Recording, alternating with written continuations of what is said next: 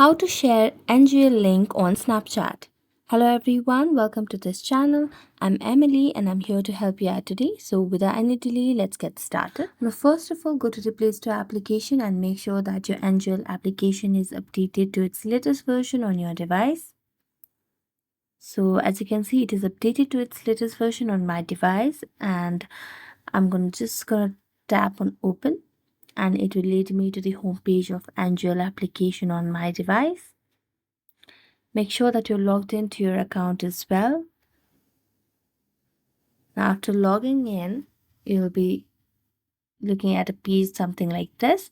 Now, what you have to do is just tap on copy the link, tap on OK, then tap on share link on your story. Tap on share, and here you can have the three options. One is Instagram over here, then we have second option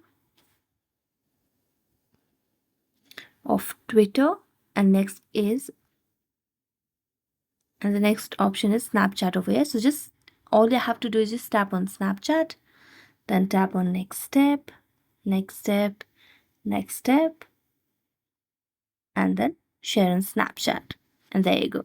So thank you so much for watching this video. If you enjoyed it, don't forget to like, subscribe, and hit the bell notification for more updates. That's it for today, and see you next time.